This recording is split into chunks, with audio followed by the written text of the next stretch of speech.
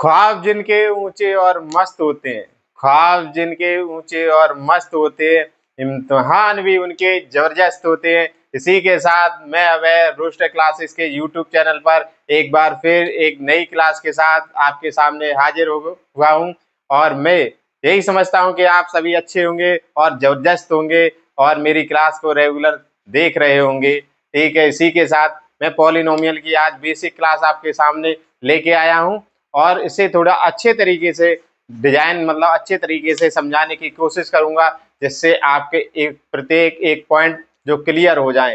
तो स्टार्ट करते हैं क्लास को। किसकी क्लास? पॉलिनोमियल की क्लास। तो आइए देखिए, सबसे पहले पढ़ेंगे हम क्या पॉलिनोमियल मतलब पॉलिनोमियल होता क्या है, मतलब बहुपद हमारा होता क्या है। जैसे ही आगे वाली क्लास में मैंने आपको समझा दिया था कि ट्राइगोनोमेट्री में बताया था, ट्रिग्नोमेट्री में बताया था, त्रिकोणमिति में बताया था कि त्रिकोणमिति फंक्शन होते हैं, एक्सपोनेंशियल फंक्शन होते हैं जो e पे पावर x होते हैं। जैसे वही चीज आज यहाँ समझेंगे कि फंक्शन, तो यही चीज होती है कि तरीका क्या रहता है साइन कोस टेन कोट में, सेक कोसेक और कोट में, तो उसमें बोलते थे, उसको बोलते त्रिकोणमिति फंक्शन। क्या बोलते थे? त्रिकोणमिति फंक्शन। यहाँ क्या होगा, यहाँ फंक्शन जैसे मैंने पहले एक्स में भी फंक्शन हो सकता है, वाई में भी हो सकता है, तो इसमें जो वो है वो लिखेंगे कैसे, मतलब जो बहुपद है उसको इस तरीके से लिखेंगे। तो वो चीज आप पहले देख लीजिए किस तरीके से लिखेंगे। फंक्शन के बारे में बता ही दिया था, एक्स फंक्शन कैसे होगा, ए में फंक्शन कैसे होगा, वाई में फंक्शन कैसे होगा। फिर एक बार और अच्छे तरीके से देखते हैं। ठीक, देखते हैं फिर बहुपद को। क्या देखते हैं बहुपद में? बहुपद का मतलब बहुपद होता क्या है, कौन सा फलन क्या है, क्या इसके बारे में मतलब किस तरीके से पहचानेंगे। तो पहचानेंगे इसके नाम से ही पहचानेंगे। नाम से क्या पहचानेंगे वो आप देखिएगा। जैसे कि हमने लिखा बहुपद, बहुपद क्या लिखा? बहुपद।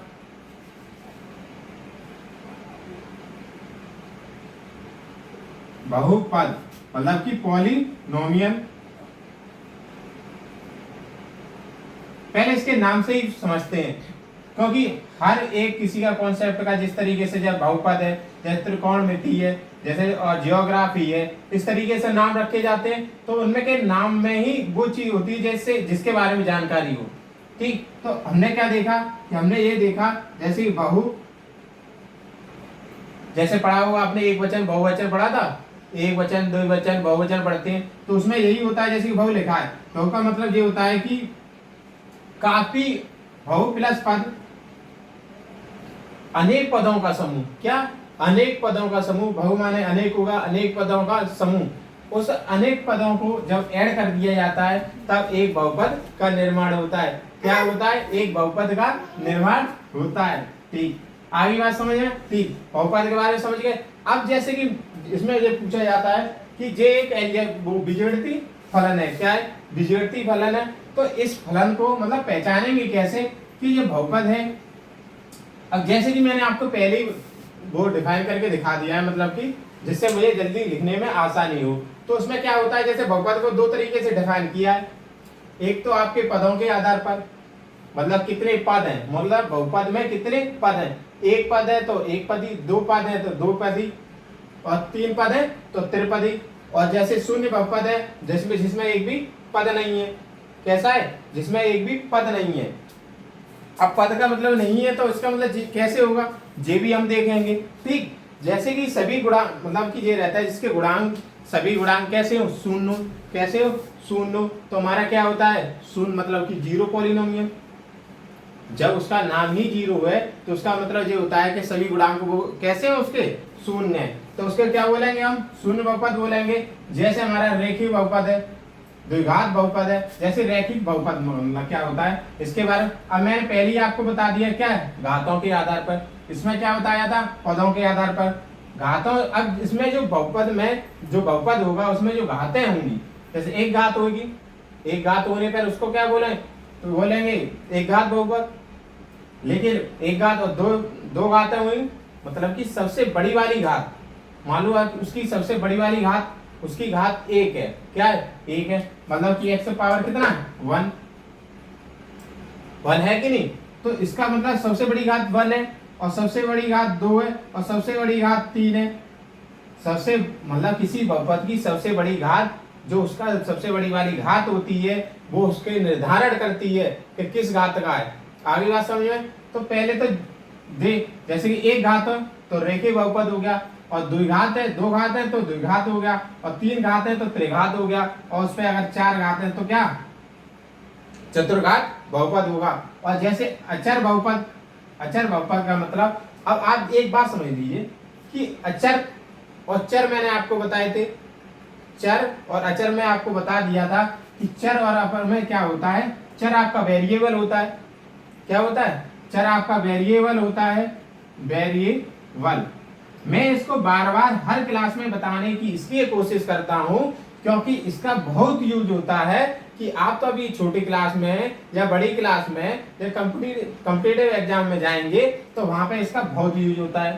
ठीक, तो वेरिएबल जो माने जाते हैं, जैसे हम ज्यादातर मानते हैं एक्स वाई जेड, आपको पता होगा लेट मान के X Y Z P Q R मानते हैं। जैसे कि अल्फाबेट होते हैं, क्या होते हैं, एक शॉर्ट फॉर्म में समझते हैं कि अल्फाबेट होते हैं, मतलब X Y Z P Q R. इनका क्या होता है, इनके जो मान होते हैं वो बदलते रहते हैं। लेकिन अचर में क्या होता है, अचर में क्या होता है 1 2 3, मतलब संख्याएं होती हैं। क्या होती हैं? संख्याएं होते हैं। तो संख्याएं तो हमारी, इनकी वैल्यू तो निश्चित होती है हमारी, तो हमेशा ध्यान रखना, कोई पूछ ले अचर और चर में क्या अंतर होता है। चर वो होते हैं जो परिवर्तन होते रहते हैं, जिनकी मान जो होते हैं कैसे होते हैं, परिवर्तन हो सकते हैं। लेकिन अचर में क्या होता है, उनके मान हमेशा कैसे होते हैं, निश्चित होंगे। 1 2 3 4 5 6 जो संख्याएं होती हैं वो आपके अचर पद हो गए, और चर वो होते हैं जो एक्स वाई जेड होते हैं। आई बात समझ में? आगे बात समझ में? ठीक, अब देखते हैं क्या। तो अचर का मतलब समझ गए। अचर का मतलब यही हुआ कि आपके नाम से ही पता चल गया कि जो संख्याएं होंगी वो क्या होंगी। जैसे संख्याएं 1 2 3 4 कुछ भी हो सकता है, तो वो निश्चित होगा। तो इसका मतलब यही होगा कि उसकी जो घात होगी, मान लो जैसे कहीं लिखा है आपका 4 लिखा है, 5 लिखा है, तो आप तुरंत बता देंगे ये क्या हमारा अचर बहुपद है। क्या है? अचर बहुपद है। अब आपने ये बताया कि यहाँ पे x तो है नहीं, भाई x क्यों नहीं है? मान लो x की पावर अगर 0 है तो x की पावर किसी की पावर कर दो, वो 0 कर दो, तो हमेशा वैल्यू कितनी आती है? 1 आती है। 1 आती कि नहीं आती है? इसीलिए इसमें क्या रहता है, जो अगर 0 है 5x पावर 0, इसकी वैल्यू क्या हो जाती है? 1 हो जाती है। इसीलिए क्या रहता है, इसे ऐसे लिख सकते हैं। लिख सकते हैं कैसे? आगे बात समझ में? जैसे 4 5 6 कुछ भी है तो ये कैसे है, सभी अचर बहुपद है। कैसे? अचर बहुपद है, कांस्टेंट पॉलिनोमियल है। आगे बात समझे? ये तो आपका हो गया थोड़ा सा हिंट के तौर पर समझाना। अब मुझे समझाना ये है कि पॉलिनोमियल जो बहुपद है वो क्या होता है। ये तो मैंने उसके प्रकार बता दिए। तो आपने बहुत द्विघात समीकरण काफी बार पढ़े हैं, द्विघात आ गया लेकिन समीकरण शब्द यूज नहीं हुआ है इसमें। इसीलिए देखिए इसमें क्या यूज हो रहा है, हमारा बहुपद। तो देखिए क्या होता है, जैसे कोई फलन है हमारा, कोई x में फलन है, मान लो ये पी एक्स, मतलब पी एक्स का मतलब है कोई फंक्शन है। एफ भी मान सकते थे यहाँ पे, आई बात समझे? तो मैंने पी माना है। पी मानने के बाद देखा मैंने क्या, a0 a1 a2 a3 और a4। और हमेशा ध्यान रखना बहुपद जो ऐड हमेशा क्या होता है कि उसमें ये रहता है जो घातें होती हैं बहुपद के घातों में, वो जैसे घातों में आपने देखा 1 घात 2 घात 3 घात होती है, जैसे ही उसमें क्या हो रहता है कि जो बहुपद हमारे जो यहाँ पे प्लस आ रहा है प्लस आ रहा है प्लस आ रहा है कि ना, ये यहाँ कहाँ तक जाएगा, an तक जाएगा। ठीक, अब आप तो बोलो x तो है नहीं, तो x अभी आपने देखो x power 1 x power 2 x power 3 x power 4, आई बात है, x power n, x power n। अब एक चीज समझ लीजिए कि आपके जो a0 a1 a2 a3 dot dot कहाँ तक an तक, ये आपके क्या होते हैं, रियल नंबर होते हैं। क्या मैंने आपको यहाँ a माना है, क्या माना है, a माना है, लेकिन आपके ये सब क्या होते हैं, रियल नंबर होंगे। क्या होंगे आपकी रियल नंबर, मतलब वास्तविक संख्याएं। रियल नंबर मतलब वास्तविक संख्याएं होंगी।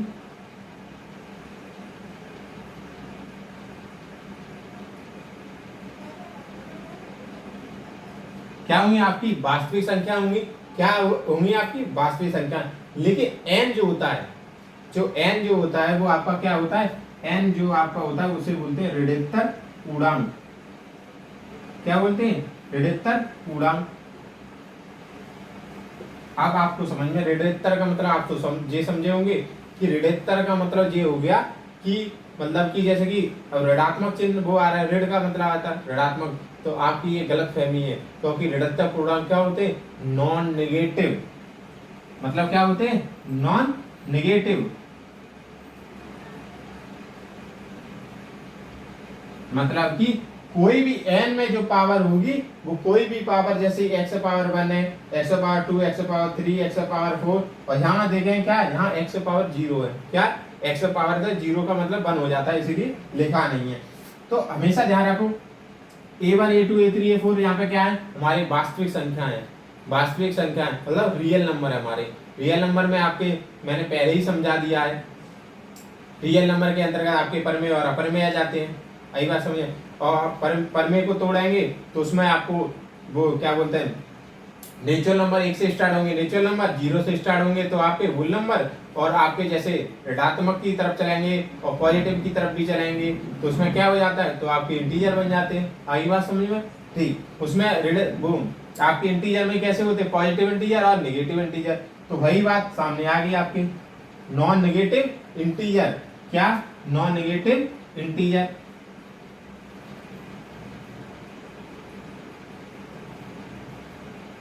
आगे बात समझे? नॉन नेगेटिव का इंटीजर हो गया आपके। अब नॉन नेगेटिव इंटीजर हो गए तो आपका कैसे समझ में आए? तो मैं आपको पहले ही बता देता हूँ, 0 से स्टार्ट होंगे, 1 2 3 4 5 इनफाइनाइट तक जाएंगे। मतलब इसमें क्या हो गए? ऋणात्मक वाले पद नहीं होंगे। आई बात समझे? मैं आपको इसीलिए बता रहा हूँ कि आपको बहुपद पहले तो बहुपद पहचानना आना चाहिए। बहुपद पहचानना आना चाहिए कि ये बहुपद है या नहीं। वो तो आपकी जो आपके वो निकालते, शून्य निकालते, रूट्स निकालते हैं, वो तो बहुत बाद की बात रही। पहले उसको पहचानना सीखो कि बहुपद है कि नहीं। उसके बाद लास्ट में जाके निकालेंगे बहुपद के शून्य निकालना, मतलब वैल्यू, एक्स की वैल्यू जो निकलती है वो। आई बात समझे? पहले इसको समझो। ये एक फंक्शन है हमारा, ठीक है, इसमें एक्स में जिसके सभी x के गुणांक जो हैं, सभी गुणांक हमारे कैसे होने चाहिए? x के गुणांक का मतलब हो गया आपके मल्टीपल। क्या? मल्टीपल। जो आपके x के मल्टीपल में है, जो a0 a1 a2 a3 और an तक है, वो आपके कैसे होने चाहिए? रियल नंबर होने चाहिए। आगे बात समझ? रियल नंबर का मतलब मैंने बता ही दिया, या तो आपके परमेय हो जाना चाहिए, या अपरमेय हो जाए, या तो सम हो जाए या विषम हो जाए, या तो आपके प्राकृतिक संख्या हो या पूर्ण संख्या हो। आगे बात समझ में? ठीक। वो तो आपके रियल नंबर हो गए, ठीक। और जो n हो वो ऋणात्मक पूर्णांक हो, मतलब कि नॉन इंटीजर होने चाहिए। क्या होने चाहिए? नॉन इंटीजर होने चाहिए। जैसे शब्द आया आपका नॉन इंटीजर, तैसे आपने पढ़ा होगा अशून्य। अशून्य आपने सुना होगा। तो अशून्य का मतलब मैं अभी बता दूं, नॉन जीरो। नॉन अशून्य का मतलब ये होता है कि जीरो नहीं होना चाहिए, जिसका मान शून्य ना हो, उसको बोलते हैं क्या? अशून्य बोलते हैं। वैसे ही इसमें बोलते हैं ऋणात्मक पूर्णांक का मतलब क्या? नॉन नेगेटिव का इंटीजर का मतलब है, मतलब नेगेटिव इंटीजर नहीं होंगे हमारे वहां। आगे बात समझे? इसमें जो समझना था, a0 a1 a2 a3 की वैल्यू रियल हो, x की जो पावर होगी, मतलब n x में जो पावर होंगी वो आपकी नेगेटिव नहीं होंगी। बहुपद में कोई भी संख्या, बहुपद जब होगा जब आपका a रियल नंबर होगा, जो n जो होगी पावर वो आपकी नेगेटिव नहीं होनी चाहिए। कैसी होनी? या तो जीरो हो या तो पॉजिटिव हो, तो वो बहुपद होगा। और दूसरी बात और क्लियर कर लेते हैं कि बहुपद हमेशा जो आपके पद होते हैं वो हमेशा ऐड किस में होते हैं? प्लस, मतलब धनात्मक जुड़ते कैसे हैं आपके? धनात्मक। जैसे आपका पता होगा, जैसे पूछा जाता है, जैसे रहती है आपकी कि आगे पढ़ाएंगे आप, ये पढ़ाएंगे, जैसे आपको लिखा जाता है, बहुपद को लिखते कैसे? आरोही क्रम में लिखेंगे, अवरोही क्रम में लिखते हैं। लेकिन लिखने का जो रहता है, जो आपके आपके जो A1 A2 A3 की वैल्यू तो कैसी हो सकती है, नेगेटिव हो सकती है, क्योंकि वो रियल नंबर है। रियल नंबर के अंतर्गत सभी आते हैं, नेगेटिव पॉजिटिव सभी आएंगे। लेकिन जो उनका पद होते हैं, जो पद होते हैं वो कैसे जुड़ते हैं, जैसे एक पद, दो पद, तीन पद, चार पद, पांच पद, n तक पद है आपके। जो पदों का जोड़ने का तरीका होगा वो किससे जुड़ रहे हैं, प्लस से। किससे जुड़ रहे हैं, प्लस से। आगे बात समझ में कि नहीं आई? मैंने आपको पहले बताया, पहली कंडीशन ए की वैल्यू कैसी, real number, n non negative होना चाहिए, और आपके जो पद हैं वो कैसे जुड़े हुए होने होते हैं, मतलब धनात्मक, मतलब धनात्मक चिन्ह के साथ पद आपके कैसे होते हैं, जुड़ते हैं। आगे बात में पहला पद, दूसरा पद, तीसरा पद, चौथा पद आपका कैसे प्लस से जुड़ते हैं। आगे बात समझे, जैसे एक एग्जाम्पल लेते हैं, एग्जाम्पल से शायद आपको समझ में आ जाए। जैसे मैंने लिखा एक्स स्क्वायर माइनस के 4x प्लस के 4, ठीक। जैसे आपको तो पता ही है द्विघात समीकरण है, क्योंकि सबसे बड़ी घात कौन, 2 है इसकी।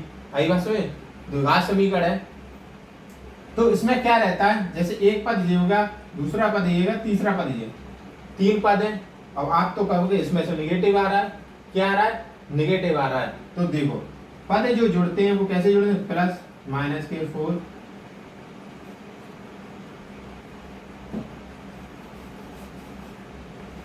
एक्स स्क्वायर प्लस माइनस के 4 एक्स प्लस के 4, ये आपका पहला पद, दूसरा पद, तीसरा पद हो गया। मैंने आपको बोला था A1 A2 A3 की वैल्यू आपकी नेगेटिव भी हो सकती है, पॉजिटिव भी हो सकती है। आगे बात समझे, नेगेटिव हो गई कोई दिक्कत नहीं।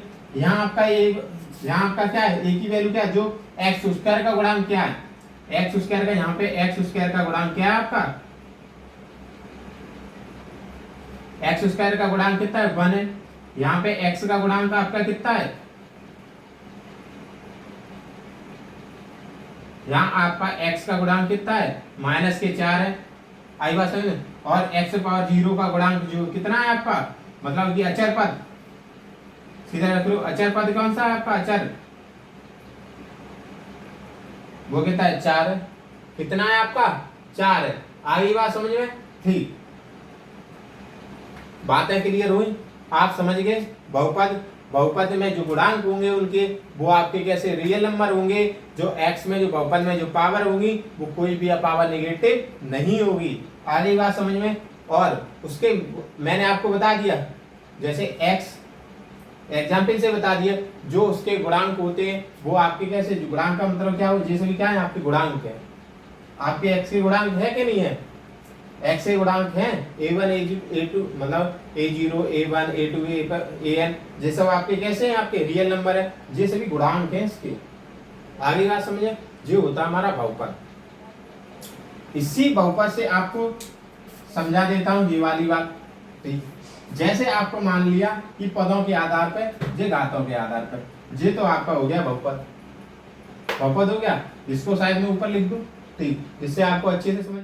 हाँ, तो देखते हैं, जैसे मैंने आपको इस बताया था द्विघात समीकरण में, जो बता दिया मैंने आपको, जो इसके पद हैं वो आपके कैसे धनात्मक मतलब जुड़ेंगे। जो आपके पद किससे जुड़ेंगे, तो धन चिन्ह से जुड़ेंगे, मतलब धनात्मक चिन्ह से जुड़ेंगे।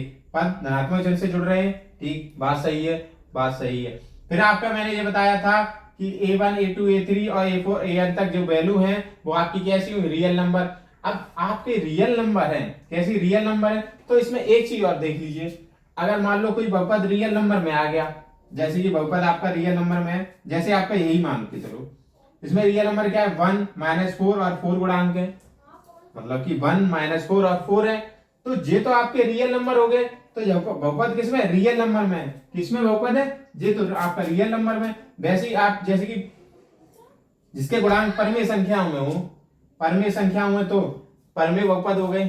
और जैसे ही आपके, जैसे अब ये वाला बहुपद किसमें, x में बहुपद है, अगर मान लो यही पद y में होते तो y बहुपद हो जाते।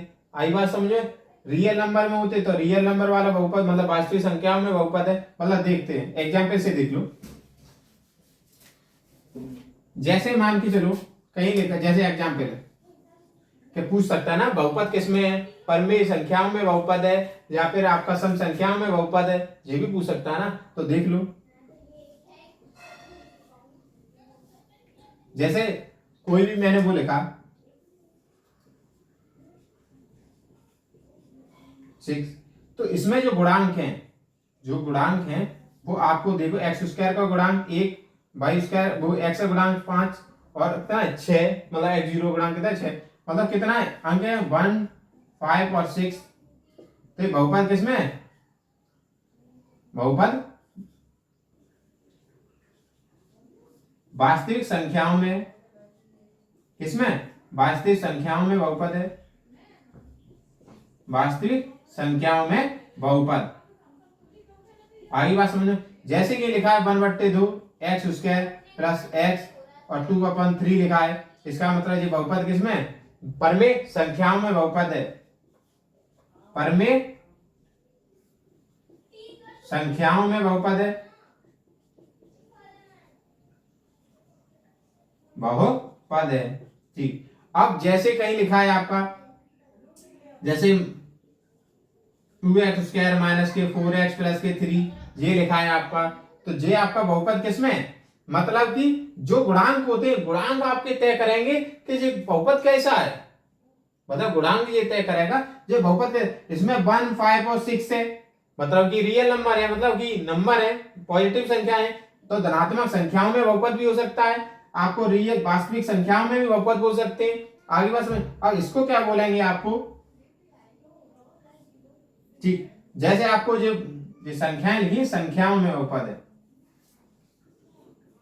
वास्तविक संख्याओं में, ठीक है। ये परमेय संख्याओं में बहुपद है, ये आपका किसमें? जैसे 2 माइनस का 4 और 3 है, तो ये आपका क्या है? पूर्णांक है, तो ये बहुपद किसमें? पूर्णांकों में बहुपद है, पूर्णांकों में बहुपद।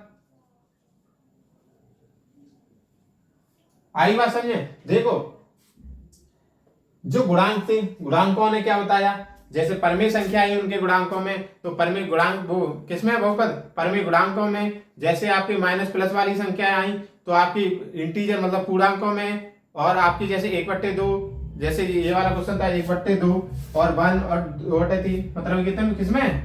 1/2, 1 और 2/3। आगे बात समझिए, तो इसमें गुणांक कितने? 1/2 मतलब P/Q के फॉर्मेट में, मतलब कि परमेय संख्याओं का मतलब क्या होता है आपको पहले ही बता दिया था।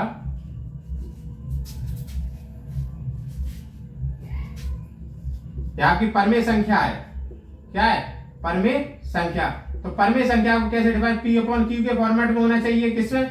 P/Q के फॉर्मेट में, और Q नॉट इक्वल टू 0, मतलब कि 0 नहीं होना चाहिए, मतलब कि Q कैसा होना चाहिए? अशून्य, मतलब कि शून्य नहीं हो बस। आगे बात समझे, जैसे 2/3 हो चलेगा, तो Q कितना हमारा 3 है, लेकिन अब क्या नहीं होना चाहिए? Q/0, मतलब 0 नहीं, तो यह परमेय संख्या नहीं होगी, परमेय संख्या नहीं होगी आपकी। आई बात समझ? ठीक, ये आपकी होती है परमेय संख्या, मतलब कि अंश और हर में हो, लेकिन हर आपका कैसा? शून्य नहीं होना चाहिए। आगे बात समझ में? ठीक, अब आ जाते पार्ट पे, मतलब पदों के आधार पर और घातों के आधार पर कैसे बताएंगे। ये तो मैंने आपको बता दिया बहुपद, बहुपद मैंने बता दिया कि बहुपद कैसे होना चाहिए, ये फॉर्मेट पूरा A0 A1 AX के टाइप में होगा, ठीक। उसमें जो आपके जो गुणांक होंगे वो आपके कैसे होंगे? वास्तविक संख्याएं होंगी, और आपका जो n होगी, जो घातें होती हैं वो कभी भी आपकी कैसी?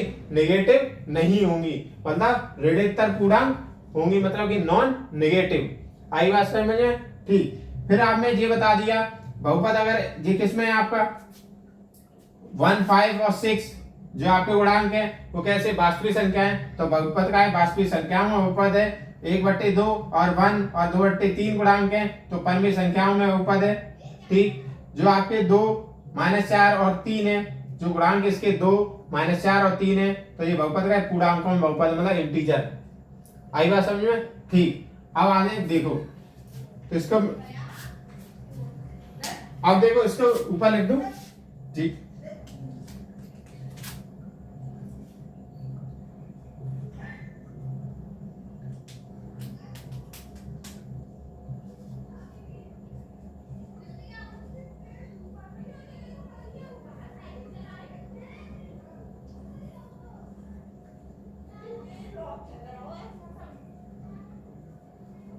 ऋणात्तर पूर्णांक। ठीक, और आपके A1 A0 और A1 ये आपके क्या है, रियल नंबर है, मतलब कि वास्तविक संख्याएं।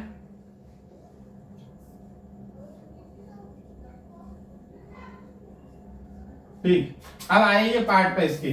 ठीक है, अब इसको एक चीज और बता दूं मैं आपको।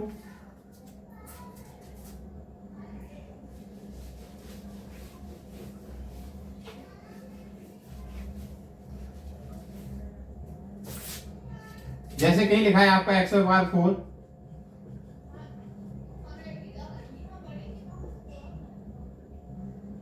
ठीक, ये आपके जो घातों का क्रम है वो कैसा है, घातों का क्रम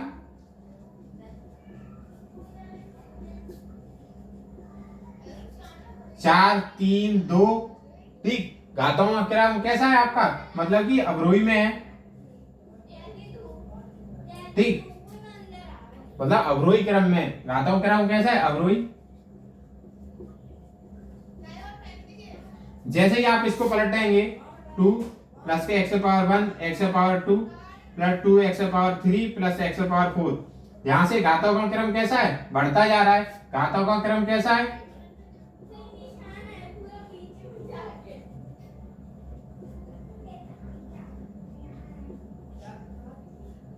कैसा है, आरोही है। कैसा है, आरोही क्रम है। तो मतलब इसका मतलब ये होगा कि हम बहुपद को अवरोही और आरोही क्रम में क्या कर सकते हैं, लिख सकते हैं। क्या कर सकते हैं, लिख सकते हैं।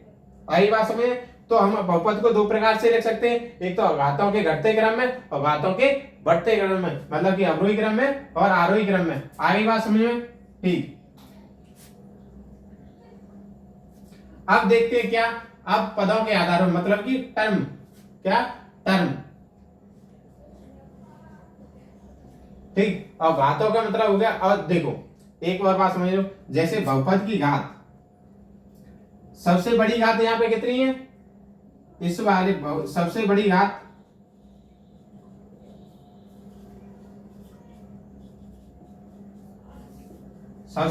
कितनी, 4 है।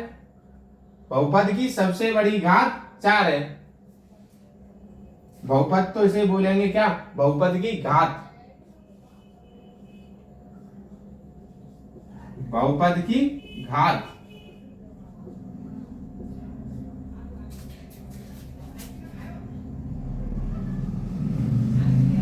क्या बोलेंगे, बहुपद की घात। आई समझ, बहुपद की सबसे बड़ी घात,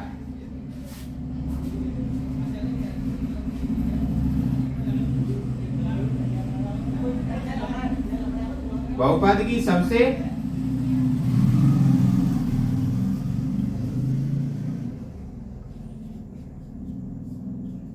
बहुपद की सबसे बड़ी घात कितनी है, 4 है। तो उसे क्या बोलते हैं हम, बहुपद की घात। और इसे इंग्लिश में बोलते हैं डिग्री। क्या बोलेंगे, डिग्री। क्या बोलेंगे, डिग्री। जैसे लिखते हैं कोण में बोलते हैं डिग्री, मतलब 45 डिग्री, 60 डिग्री। वैसे इसमें जो सबसे बड़ी घात होगी बहुपद की, उसे क्या बोलेंगे, बहुपद की घात। घात, और इंग्लिश में क्या बोलेंगे, डिग्री। आगे बात, इसकी डिग्री कितनी, 4 हो गई क्या, नहीं हो गई। ठीक है, बहुपद की घात इंग्लिश में बोलेंगे डिग्री। बात आई सर, बहुपद की घात कितनी है, इसमें 4 है, इसमें भी 4 है, क्योंकि सबसे बड़ी घात कितनी, 4 है। आगे बात समझ में, तीन चीजें समझ गए। इसमें बहुपद की घात होती है, उन्हें अवरोही क्रम में लिख सकते हैं। बहुपद की घातों के वो आरोही क्रम में लिख सकते हैं। और बहुपद की सबसे बड़ी घात को हम लोग क्या बोलते हैं, उसको बहुपद की घात, मतलब कि सबसे बड़ी घात को हम क्या बोलेंगे, डिग्री। क्या बोलते हैं, डिग्री।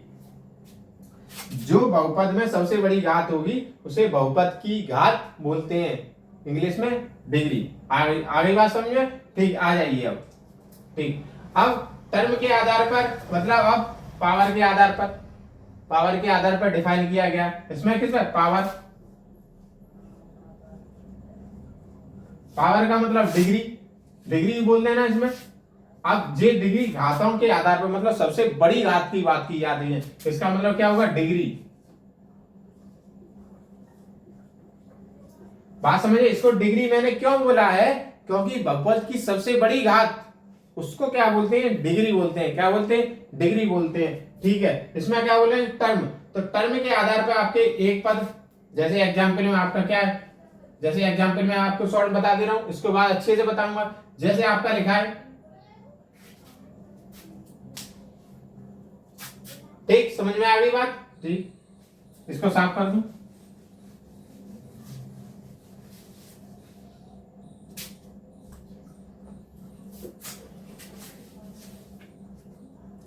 जैसे एक पद बहुपद, एक पद में मतलब कितने पद होंगे, एक ही पद होगा। जैसे एग्जाम्पल इसका,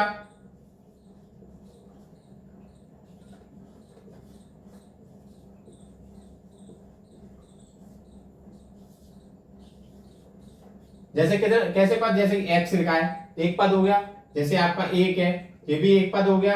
जैसे आपका कहीं लिखा है 2x लिखा है, ये भी एक पद हो गया। और जैसे आपका क्या लिखा है, जैसे 3x स्क्वायर, ये भी आपका क्या, एक पद। तो ये क्या हुआ, पद कितना, एक ही पद है सब में। तो ये आपके एग्जाम्पल, पहला एग्जाम्पल में क्या है, x है अकेला है तो एक पद ही बहुपद। ये भी एक अकेला है तो एक पद ही बहुपद। 2x भी अकेला है तो कितना, एक ही टर्म है, इसमें एक ही टर्म है ना, तो 2x हमारा कैसा है, एक पद बहुपद हो गया। आगे बात समझे, मतलब मोनोनोमियल, क्या बोलते हैं, मोनोनोमियल बोलते हैं इसको। ठीक है, मोनोमियल बोलेंगे। और दूसरी बात में आपको ये चीज देख लो, क्या क्या, द्विपद बहुपद। द्विपद में क्या होगा,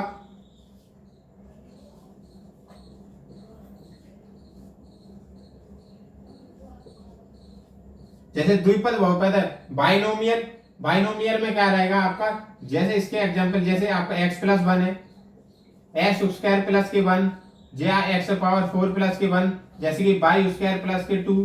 पद कितने इसमें, दो, एक और दो, एक और दो, इसमें एक और दो। आगे बात समझ में,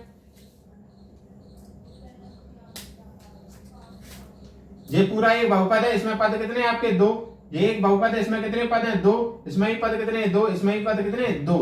तो क्या होगा, द्विपद बहुपद हो गया। ठीक, आपका जैसे तीन पद हो गए इसमें, इसमें देख लो त्रिपद वाले में क्या होगा,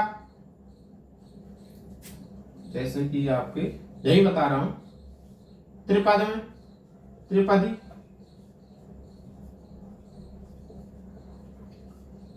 मतलब ट्राइनोमियल।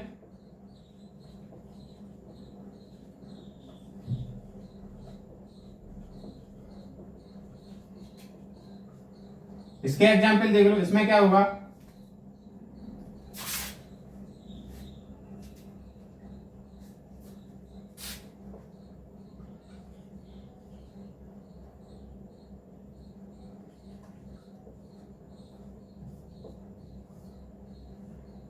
इसमें क्या हो, जैसे तीन पद हो, जैसे कहीं लिखा x square plus 4x plus के 4, जी वाला एग्जाम्पल।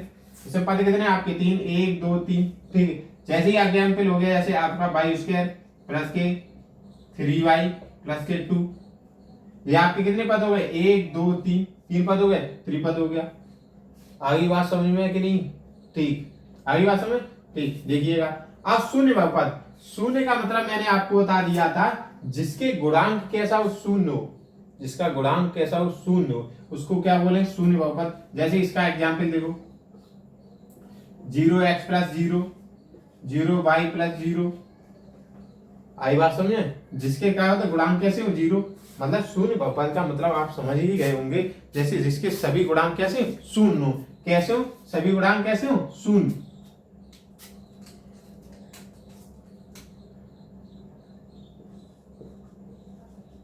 सभी गुणांक शून्य,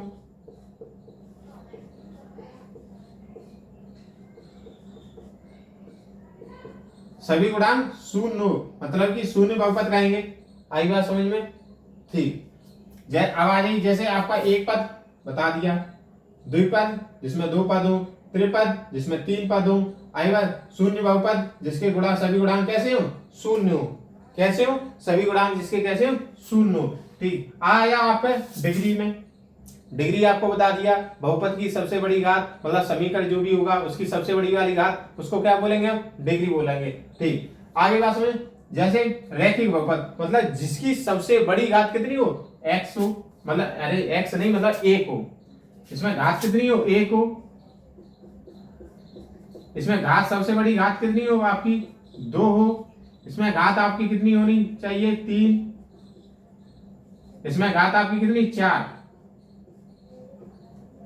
ठीक, अचर बहुपद। अब बात है अचर बहुपद में क्या होता है, और जिसकी घात कैसी हो शून्य, किसकी घात कैसे शून्य, मतलब कि आपको कैसे जिसके केवल एक अचर, मतलब कि कहते हैं ना सबसे बड़ी घात शून्य, जैसे कोई भी गुणांक होगा उसके में, जैसे आपका एग्जाम्पल है 2 का पावर x उससे पावर 0 है कि नहीं है। इसमें आपका क्या रहेगा कि आपका जो सबसे बड़ी घात क्या थी शून्य, लेकिन उसका गुणांक क्या था, मतलब जब पावर 0 होगी तो उसमें वैल्यू जब उसकी पावर 0 होगी उसका वैल्यू मान कितना होता है 1। आपको पता है किसी का भी अगर पावर 0 कर दिया जाएगा उसकी वैल्यू कितनी हो जाती है 1। तो आइए समझे, जिसमें पद कितना होगा आपका, जैसे एग्जाम्पल में क्या होगा आपका, जैसे 2 4, इसके जो गुणांक में जो होगा x जो x में होगा उसकी पावर कितनी होगी 0 होगी। आई बात समझे। ठीक, 2 और 4 मतलब कि अचर बहुपद। अचर बहुपद इसलिए बोले हैं कि केवल क्या आपके अचर पद ही आएंगे, इसमें क्या आएंगे अचर। अचर का मैंने बताई दिया आपको 1 2 3 जो संख्याएं होती है वो। एग्जाम्पल रेखिक बहुपद का एग्जाम्पल देखते हैं।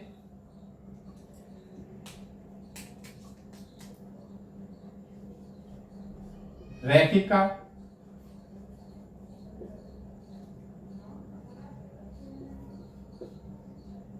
द्विघात बहुपद का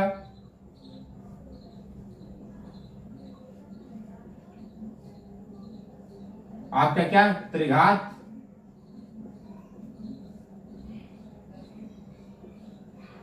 और ये आपका क्या चतुर्थघात।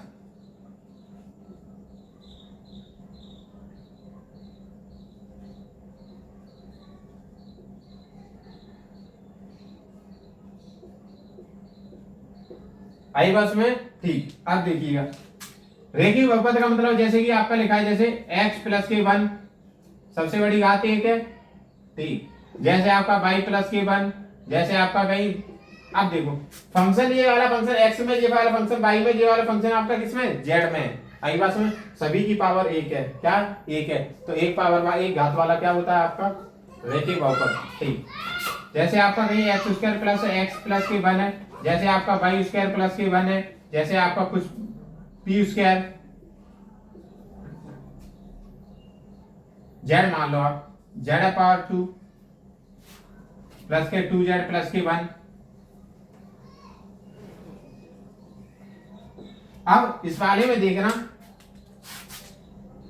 सबसे बड़ी घात कितनी है 2, इसमें ही सबसे बड़ी घात 2, इसमें ही सबसे बड़ी घात 2, द्विघात बहुपद हो गया।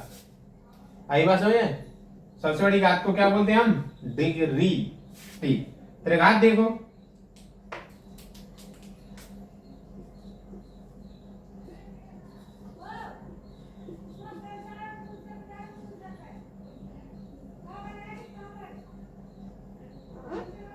त्रिघात में कितनी 3 घात होनी चाहिए। आई बात समझ में। जैसे इसमें ही देख लो आप, सबसे बड़ी घात आपकी कितनी है 3 है, तो इसको क्या बोलेंगे त्रिघात,